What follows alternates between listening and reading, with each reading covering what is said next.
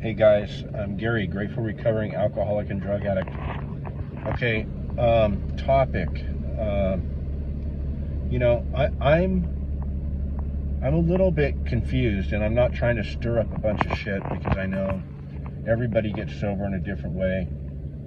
I got sober my way, and everybody's, there's different people getting sober off of different shit, right? Mine was meth, booze, and, a little bit of coke, but mostly meth. I was slamming meth at the end. And so when I got sober, I was praying to God, please make me sober. And I got COVID and got real sick for about 5 days.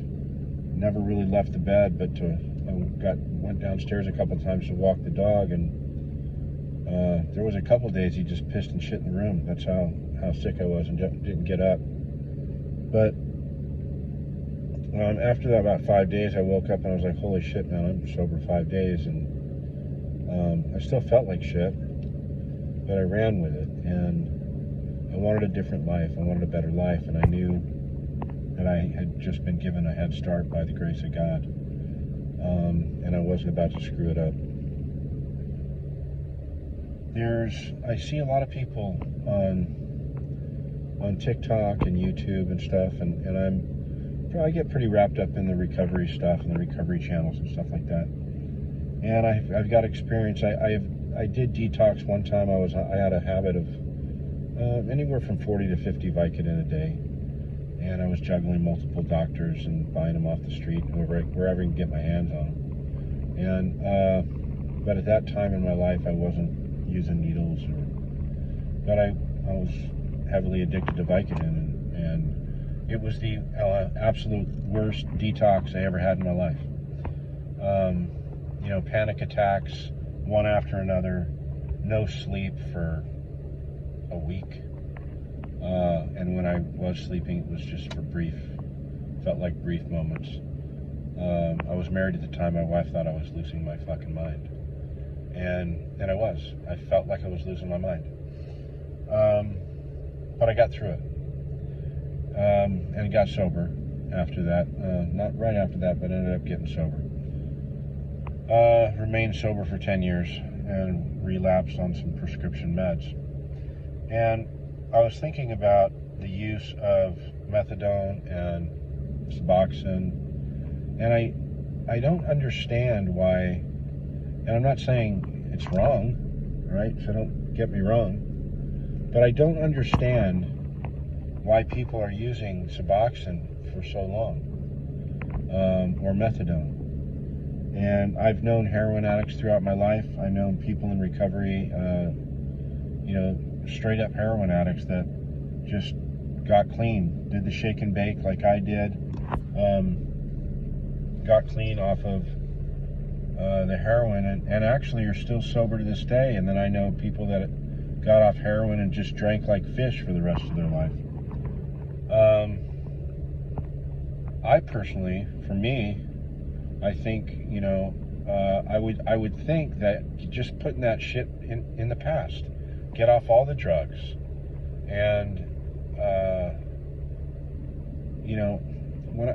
when I saw my son who battled his heroin or opiate addiction, right? I watched him clean up a couple of times, a few times, and the times he used the Suboxone, he didn't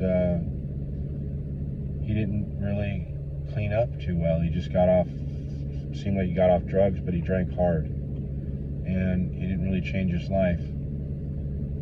And the time he went into detox, one time he went into detox, and he was doing really well. He got out, and he was sober for a while, and he wasn't using any narcotics, no Suboxone or anything like that.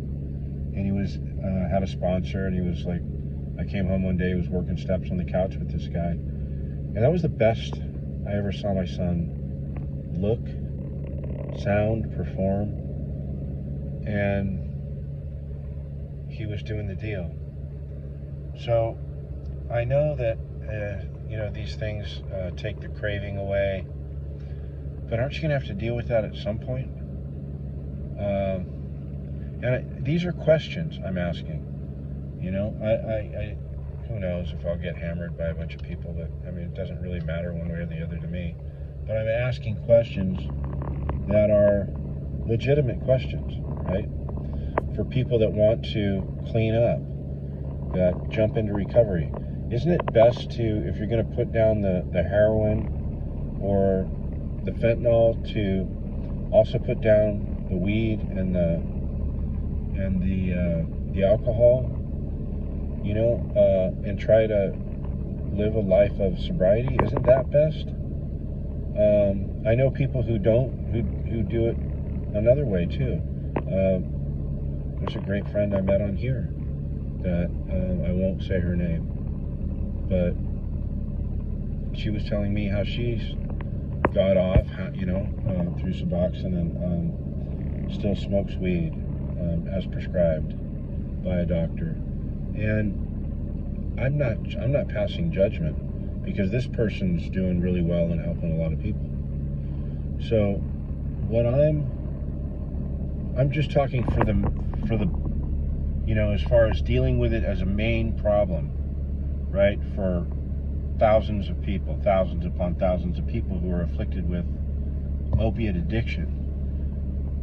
Isn't it just best to get off everything and get into a program, whether it be get into church, get into therapy, get into a 12-step program like myself. I work 12 steps on a daily basis, and as much as needed, and bring a higher power into your life. And isn't that the most successful way? Or are they finding Suboxone's the most successful way? Because I'm confused. Don't you have to get off Suboxone at some point?